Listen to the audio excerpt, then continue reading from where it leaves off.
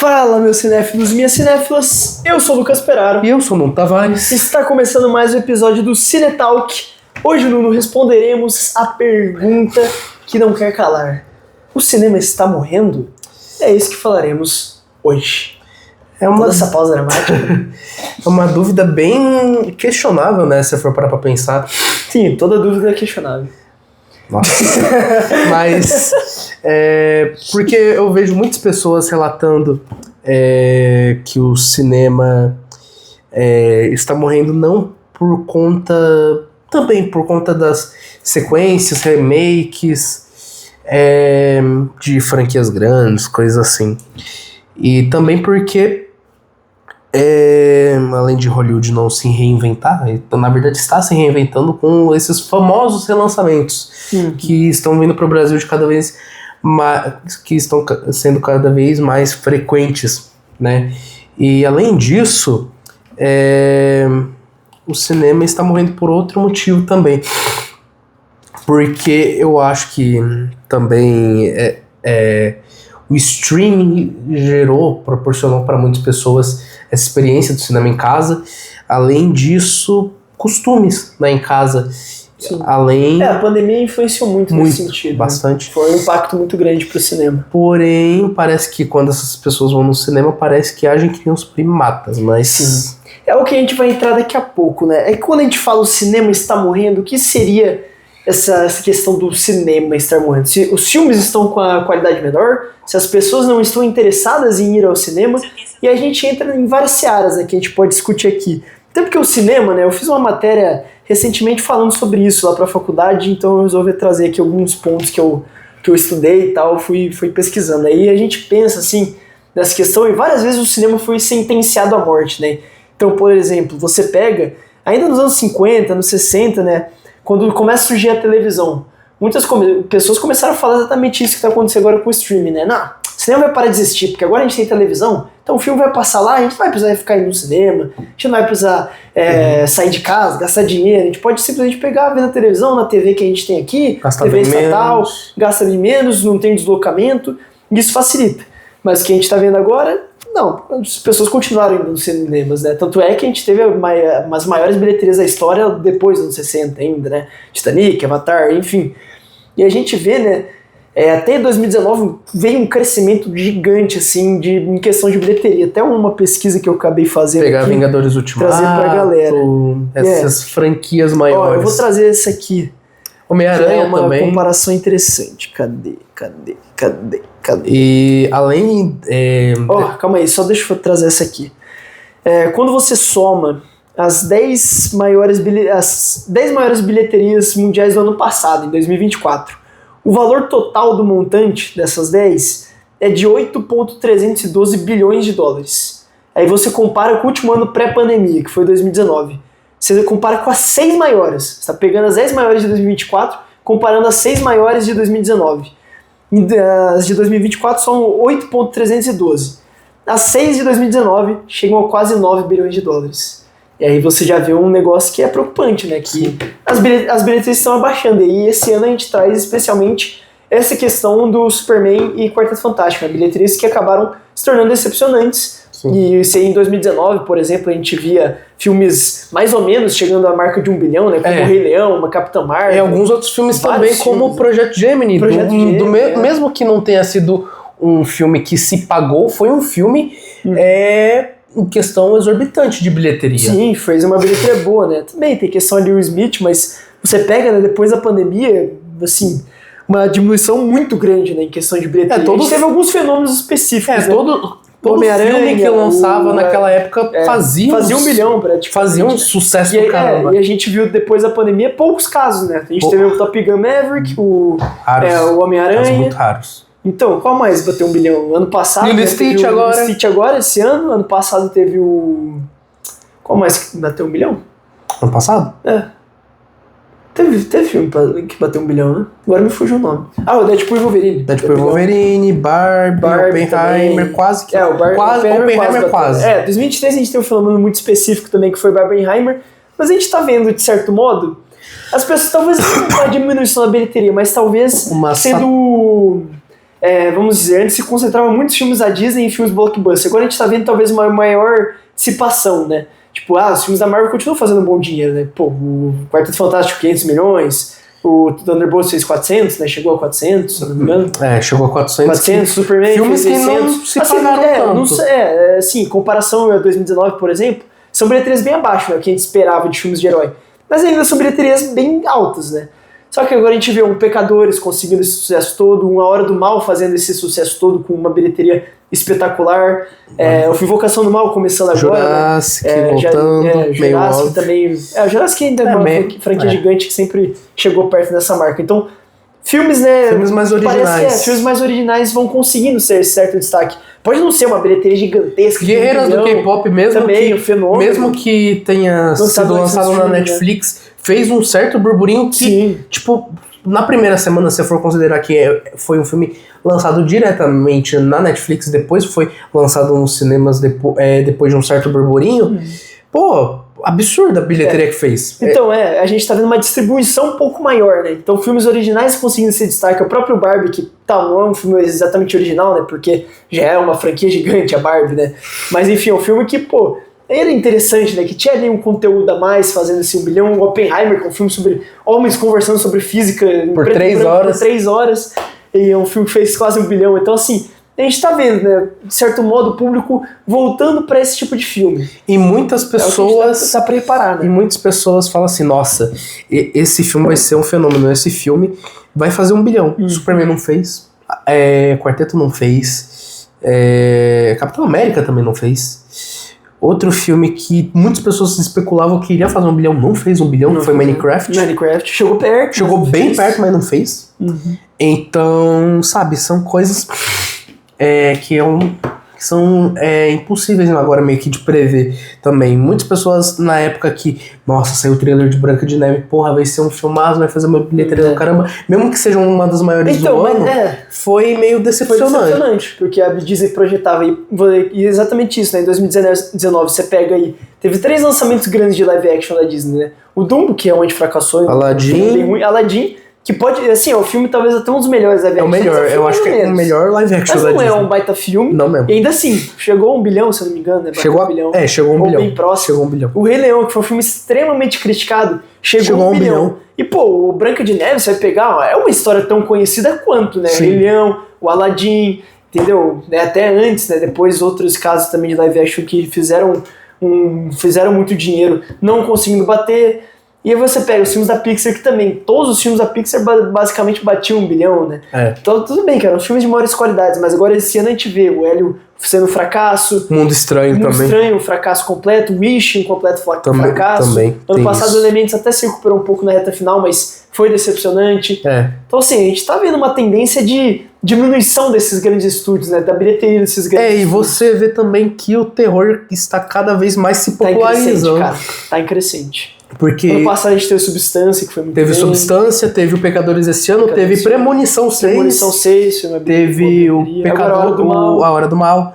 Faça Ela Voltar. Além disso, Faça Ela Voltar também. Teve o Fale Comigo, que na época... Foi um sucesso. Na época só nos Estados Unidos, né? Não foi nem no Brasil. Que em menos de uma semana, mais ou menos, conseguiu ultrapassar seu orçamento em mais 5 vezes. Exato. Então é um absurdo, sabe? Você vê o quão o terror está sendo valorizado atualmente, o quão mudou isso. E os filmes de super-heróis estão cada vez mais saturados. Mesmo que Superman foi o filme mais hypado desse ano, não deu uma certa bilheteria também. Não foi tão ruim, mas também não foi tão boa pelas certas expectativas. Pelo o que o pessoal estava esperando sobre esse filme, sabe? Não estou dizendo que Superman é ruim, mas em questão de bilheteria mesmo. E também você vê que a Warner também prejudicou muito isso, mesmo que dê muita liberdade criativa pro James Gunn desse universo e tal. E o filme foi extremamente elogiado. Foi extremamente elogiado, mas o problema mesmo é essa janela pequena de lançamento para o streaming. Sim. Uma janela de 1 mês e 5 dias, normalmente, para lançar um filme que está nos cinemas no streaming. Então é uma janela muito pequena, muito apertada. Não é à toa que você vê que tem cinemas até agora passando filmes da Warner. aí no cinema até hoje, já tá no streaming. Tá no streaming. Então, é uma janela extremamente rápida, especialmente esses filmes do Oscar. Esses filmes do Oscar, na época, mais ou menos, quando lançou o Babilônia, Pobres Criaturas, o foco era mais não trazer aqueles filmes para como é que se diz? Para os cinemas, e sim para o streaming, mesmo que eles queriam lançar nos cinemas para que dê uma certa visibilidade. E aí você vê o quão rápido era. A Babilônia lançou em janeiro, lançou em março no Paramount Plus. E o que é muito rápido para Paramount Plus, porque demora normalmente cerca de 4, 5 meses. Sim. Não demorou nem 3 meses para Babilônia. A Pobres Criaturas... Você tira a necessidade, essa urgência, né, de assistir o filme no cinema. Pobres Criaturas demorou cerca de 1 mês e meio, mais ou menos, para entrar no Disney Plus. Sim. Já com dublagem ainda. Coisa que é raro. Então, aí que a gente entra numa outra seara, né? Nesse sentido de... do porquê as pessoas... Porque os streamings estão colocando os filmes tão rápido, né, nesses serviços. E aí eu acho que entra muito essa questão, né, cara? A gente... pra você ver um filme, querendo ou não, exige gastos muito elevados.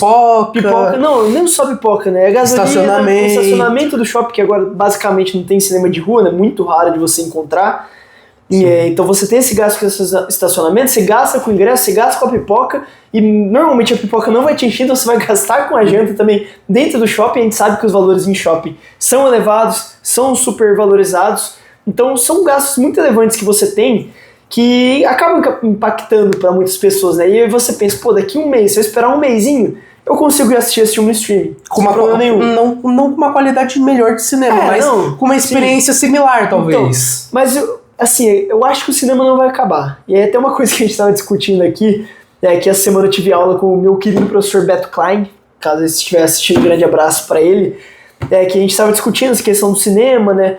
E daí ele trouxe lá uma teoria, né, que existe, que tem uma caverna, né, na França que chama Caverna de Lascaux, que são várias pinturas rupestres e tal, é um ponto turístico muito relevante para a França e representa muito ali nessa questão da terra pré-histórica, né, vamos colocar assim. E aí, nessa caverna, né, tem diversas pinturas rupestres que ficam localizadas bem no interior da caverna. E a gente sabe que os interiores da caverna são assim, os lugares mais escuros do mundo, talvez, né, uma escuridão completa. E aí os historiadores começaram a se perguntar, né, por que essas sociedades, né, os humanos, né, de antigamente faziam essas pinturas tão lá no fundo, né, num lugar tão afastado, sendo que eles poderiam às vezes fazer mais ali perto da claridade, onde eles conseguiriam ver, né. E aí obviamente eles iam com as tochas e tudo mais, né, o fogo já havia sido descoberto nessa época, então eles iam lá e faziam essas pinturas nas paredes e no alto também das cavernas. E aí começaram a tentar achar, né, alguns motivos. E, cara, o que pode ser que aconteceu? Uma teoria, tá? Isso não é comprovado, mas eu acho que explica bastante a nossa necessidade de ir para uma sala fechada para assistir uma tela e acompanhar o cinema, né, dessa forma que a gente conhece. Mas as pessoas iam lá, elas poderiam às vezes até estar alucinadas por algum alucinógeno, é uma teoria que acontece também, mas o que pode ser que aconteça, né? Eles iam para esses lugares tão escuros, né, com essa tocha, e conforme você passava a tocha em determinada velocidade, você poderia ver mais movimentos, né? Tanto é que quando você vê as pinturas rupestres, normalmente elas seguem, de certa forma, uma história, né? Por exemplo, um homem correndo atrás de um animal, né? Um animal indo e tal, daí o homem matando o animal, então você meio que vê que tá numa sequência. Então o que pode ser que acontecia é que eles ficavam mexendo fogo rápido e dava essa sensação de movimento. Mesmo que depois as técnicas de câmera escura, depois a fotografia foi surgindo, já há muitos mesmo anos, que se isso for mentira, é uma mentira muito bem contada. É uma mentira muito bem contada. E assim, uma teoria que eu acho bem válida. Porque aí você começa a imaginar, a refletir, né, melhor dizendo, que no cinema, né, é algo meio instintivo, meio selvagem mesmo que o ser humano tem, de, cara, querer ver sua vida representada de certa forma. É isso que o cinema permite pra gente, né? Você vê uma história real sendo contada, vamos colocar, uma reformulação, não exatamente, uma reprodução da realidade, né? Sim. Então é algo que pra mim faz muito sentido, pelo menos quando ele falou, deu uma, caralho, explodiu assim a cabeça, porque é algo que pra mim faz muito sentido, que é uma necessidade do ser humano de, sim, você se encontrar num lugar totalmente submerso. E até vai também na questão do mito da caverna do Platão, também é algo que pode se relacionar, né? Você querer ser enganado, você tem vontade de ser enganado de vez em quando.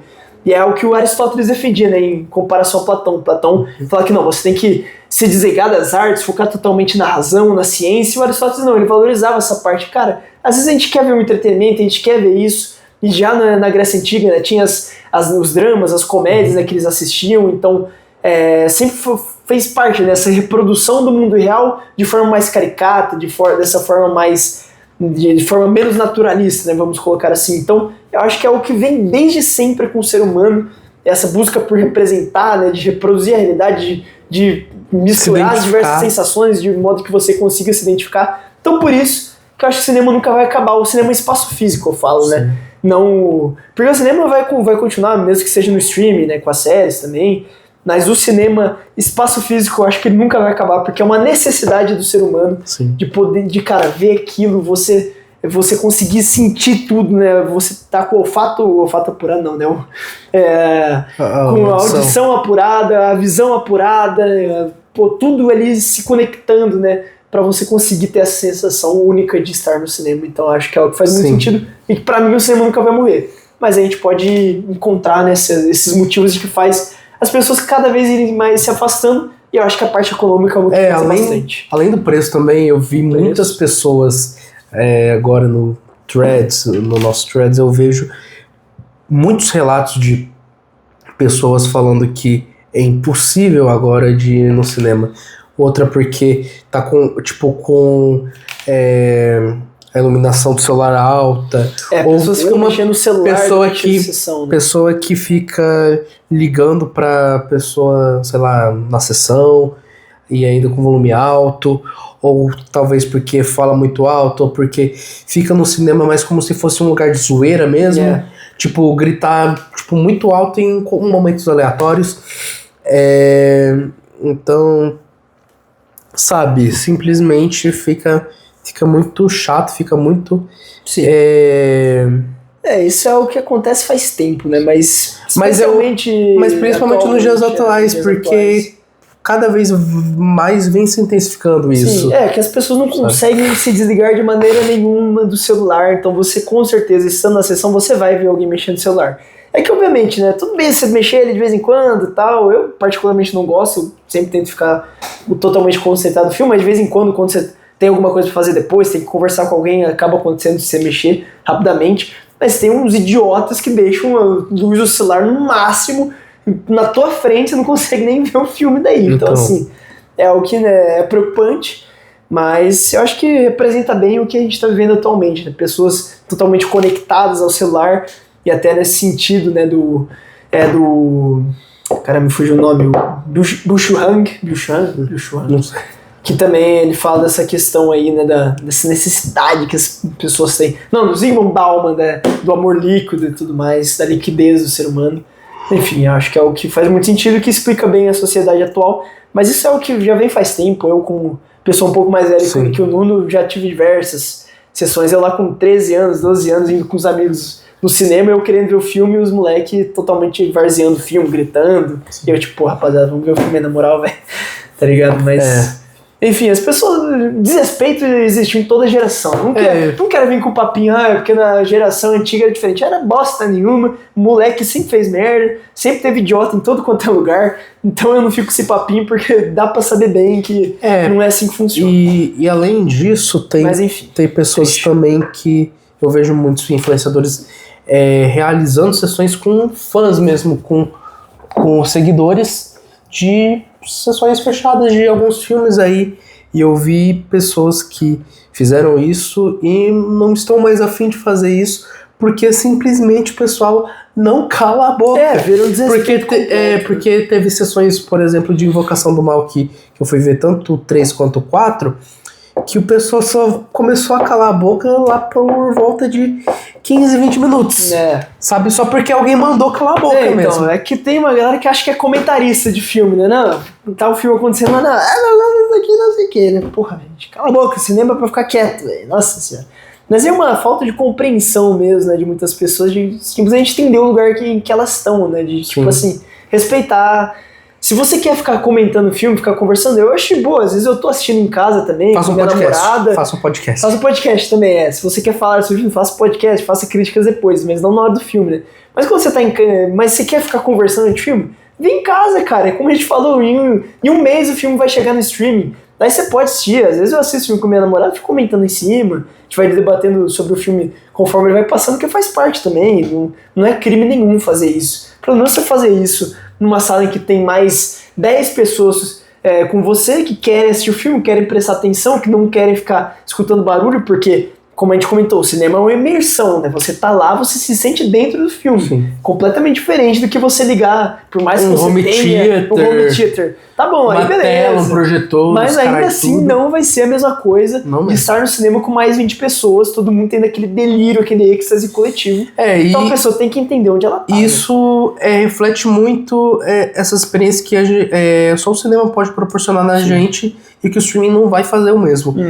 Uma dessas foi Você pausar o filme também. Né? Não, nem é questão disso, mas por exemplo, assim, aquele fenômeno que foi Vingadores Ultimato, do Homem de Ferro instalar os dedos, todo mundo o Capitão América pegar o martelo do Thor, o Mjolnir.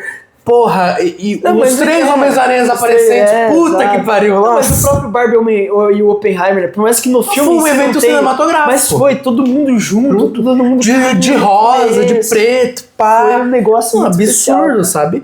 Foi um bagulho que movimentou muito, se for parar pra pensar também. Então, é um negócio que são experiências que só a gente vai ter nos cinemas, experiências que a gente vai chorar vendo um filme que a gente vai se identificar, que vai falar assim, caralho, esse filme me representa, esse personagem me representa, essa situação eu faria a mesma coisa ou algo parecido, sabe?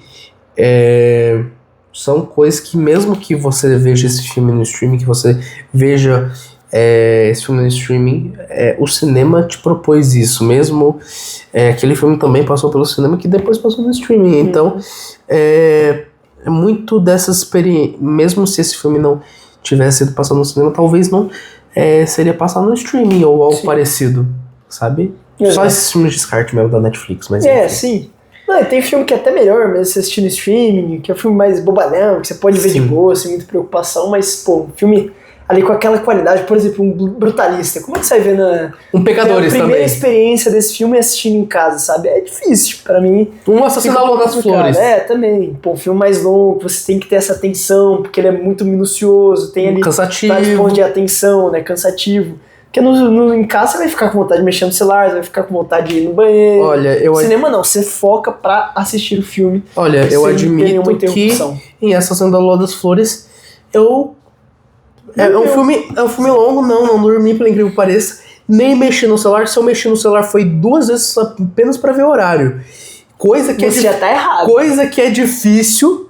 Porque o Nuno, pra quem não sabe, mexe muito no celular. Né? Coisa que é difícil, mais ainda nessa minha geração, que fica literalmente o tempo inteiro. E, tipo, do começo ao fim do filme. Sim. Então, cada vez mais complicado, cada vez mais raro, tanto pessoa que não usa rede social mais ou menos da minha idade, ou pessoas que vão no cinema e simplesmente não mexem, apenas só pra ver o horário. Sim, sabe? Exatamente. É preocupante. Vamos ver o que nos resta, né? E outra coisa que eu me esqueci de falar é que nas últimas edições do Oscar do ano passado para agora, tem mais interesse das pessoas em verem filmes mesmo, sabe? Eu fui em muitas sessões de Ainda Estou Aqui, eu revi Ainda Estou Aqui várias vezes. Em menos de 10 pessoas, pelo incrível que pareça, pegaram... eu já vi Ainda Estou Aqui tipo umas 10 vezes no cinema, mais ou menos. Menos de 10 pessoas ficaram com o celular, pegaram o celular durante o filme, coisa que é extremamente surpreso. Porque Ainda Estou Aqui é um filme que é um soco no estômago, é um filme que deixa angustiado. Que te deixa angustiado, que te deixa claustrofóbico, que te deixa ansioso, que te deixa porra, muita coisa ainda estou aqui. Não, eu acho que não só ainda estou aqui, né, mas qualquer filme bom ali que você sabe, você bate de cara, você já sabe que é um filmaço. Sim. Isso, né, obviamente influencia a pessoa, né? Tipo, se consta, fala, cara, aqui eu tô vendo algo especial. Aqui eu preciso ter atenção total, porque o que eu tô vendo realmente é algo único. Isso aqui consegue gerar essa sensação, né? Mas são vários filmes que eu consegui ver isso, né? Conclave também, eu lembro que a sessão que a gente pegou, as pessoas estavam em volta, todo mundo concentrado, falando, não, esse filme aqui tem qualidade. Não assistiu o Brutalista também, enfim. São vários os casos que a gente consegue pegar, né, de filmes especiais ali que a pessoa realmente percebe, né? Não, isso aqui preciso ver, porque isso é especial. Então são coisas, né, que a gente consegue perceber. Mas enfim, Nuno, como você acha que dá pra melhorar essas questões de bilheteria, já que, pô, a gente fez, né, anteriormente, ainda, se não me engano, no finalzinho de maio, eu e o Vitor, a gente gravou um episódio falando sobre o diamante do calendário cinematográfico, que eram os meses de junho e julho, e a gente viu uma decepção completa, né? Bailarina não foi bem de bilheteria, o Jurassic World, sim, fez uma excelente bilheteria, mas aí Superman e Quarteto Fantástico deram uma certa decepção. Não recuperou, foi bem. Pelo incrível que pareça, foi muito bem. Foi muito bem, mas eu esperava que fosse bem. Mas a gente projetava, né? Pelo menos o Quarteto Fantástico, Superman batendo bilhão. Nem quem sabe o Jurassic World batendo bilhão. Tá perto, mas acho difícil que consiga bater. Duvido mesmo, mas... Então, assim, difícil, né? Eu não sei como projetar, porque a gente sempre viu em junho e julho esses filmes gigantes sendo lançados e sempre batendo um bilhão. Então, será que agora a gente vai ver uma mudança? Talvez até de calendário, a galera começando a mudar pra tentar ver alguma data? Ou veio pra ficar? Realmente é difícil os filmes baterem 1 bilhão hoje em dia. É dificilmente os filmes que batem 1 bilhão e que saem... fenômenos muito específicos. Se saem muito bem. Filmes muito raros mesmo. Tipo, filmes... Eu acho que, cara, a tendência são filmes infantis, cada vez mais. Não, isso é óbvio. Bater. A Disney, por exemplo, copia e cola, né? Pá, faz a mesma coisa certo. E dá certo. O Lilo Stitch foi isso. Meco e consigo bater 1 bilhão. Ao contrário de Hélio. Moana 2 fez uma excelente Moana 2, exato. Mas aí você... É o nome, né? Sim, também. Porque o Hélio que é até melhor que o Lilo Stitch e Moana 2, mas não conseguiu ter o mesmo impacto. Porque eu gostei de Hélio, eu achei uma animação... legalzinho. Eu achei uma animação muito fofa, tal, com uma mensagem muito bonita, mesmo que a história seja muito genérica. É o Lilo Stitch pra menino. Mas o visual do filme é bonito, se for... Bem feito. Sabe, mas é a mesma coisa, sabe?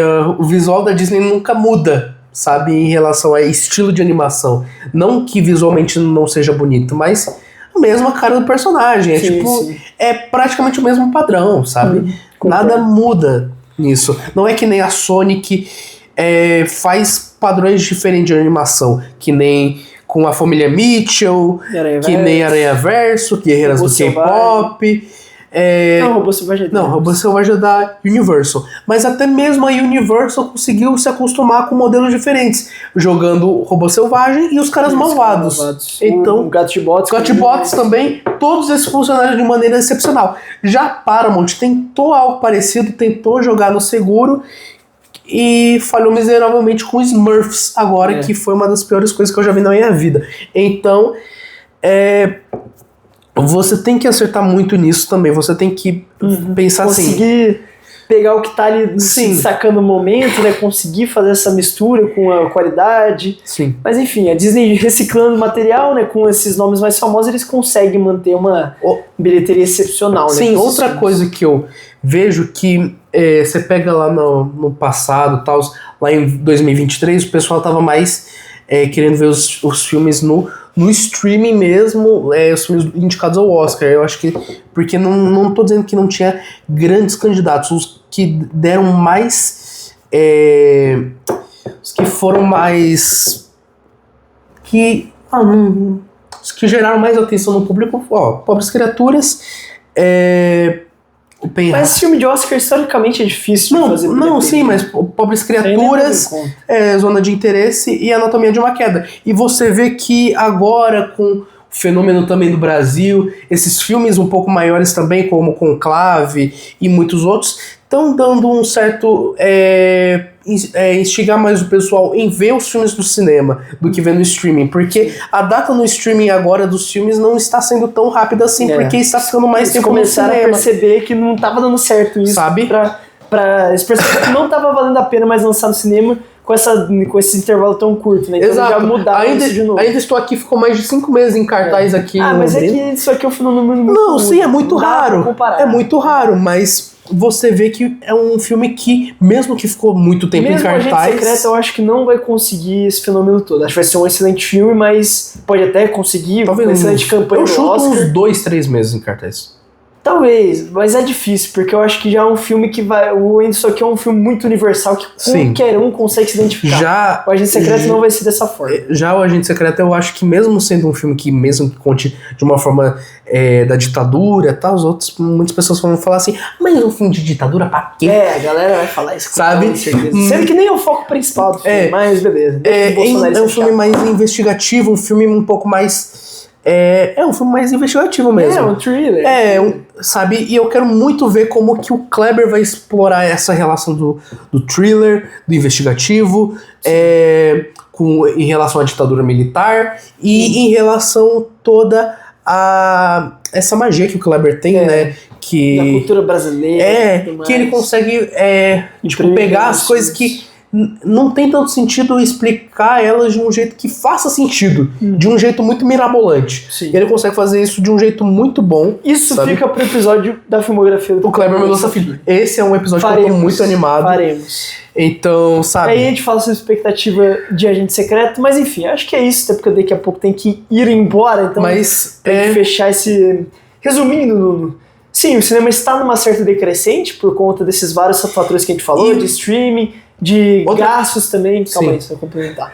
De gastos, de tudo mais, toda essa questão, mas não vai acabar. O cinema, espaço físico vai continuar existindo, porque é uma necessidade do ser humano de se ver ali representado naquela tela escura que realça os seus sentidos. Eu acho que isso é o que vai continuar para sempre, mas tem sim pontos de preocupação que a gente pode ir melhorando, tudo mais, mas eu acho que filmes originais estão conseguindo cada vez mais ganhar destaque e a galera valoriza sim qualidade dentro dos filmes, tanto é que esses filmes que a gente citou aí tem muitas qualidades que conseguiram essas bilheterias surpreendentes, sendo filmes de orçamentos menores, né? Sim. Então, filmes que gastam aquelas ainda valores exorbitantes. Aqui gastou muito pouco. Sim, valores exorbitantes, mas que não entregam tanto em qualidade e acabam ficando atrás desses filmes que gastaram pouco, mas fizeram muito. Em relação a isso, eu vejo muito...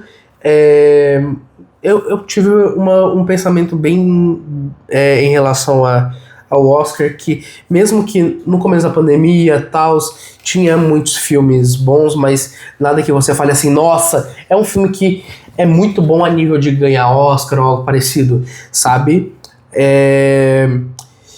E você vê que talvez agora está se popularizando, ou talvez esteja se tornando mais esses clássicos. Você não vê agora que nessa geração, né, mais ou menos nessa década aí que tá tendo, não estão tendo filmes que você fale que são icônicos, que são clássicos, que nem La La Land, Moonlight, mas sabe? isso o tempo vai conferir. Sabe? Porque... O tempo vai conferir. Não, eu acho que o Oppenheimer vai ser clássico, acho que Vidas Passadas vai ser um clássico, Parasita já tá virando um clássico. Parasita já. Então assim, eu não concordo nem um pouco, mano. Acho que Brutalista vai ser, Ainda Estou Aqui vai ser. Acho que não tem essa não, mano. Tipo, eu só tava querendo dizer nessa parte mais de... Eu não tô dizendo que outros não tem tanta qualidade assim. Outros mais ou menos. Mas que tá cada vez mais difícil, talvez, desses... não vou dizer... Mas normalmente a sociedade demora pra reconhecer os clássicos. Você vai pegar Um Corpo que Cai, não foi indicado a nenhum Oscar, agora é considerado o maior filme da história. O Cidadão Kane perdeu o Oscar pro filme Como Era Verde Meu Vale, que é um bom filme, inclusive, do John Ford, mas nem se compara ao legado que de Cidadão Kane tem agora. Blade Runner, um fracasso na época do lançamento. O Iluminado, um fracasso na época do lançamento. E agora são eternos clássicos. Então, assim, não dá pra comparar, não dá. A gente pode ter visto aí o Smurfs, a gente pode achar uma merda agora, daqui a pouco vira um clássico, não dá pra saber, entendeu? Então eu acho que isso não é o que não faz tanto sentido, porque já vimos várias vezes essas tendências mudarem. Certo. Tá ligado? Mas é isso. Semana que vem estaremos de volta aí para mais um episódio de Cinetalk. Eu sou o Lucas Peraro. E eu sou o Nuno Tavares. E esse foi mais um Cinetalk Podcast. Valeu demais, hein, galera? E assistam os filmes no Cine Londrina. Invocação do Mal 4 está aí. Então vai assistir lá, apesar de não ser um filme tão bom. Mas vale a pena se você conferir e tirar sua própria conclusão. Valeu e até a próxima.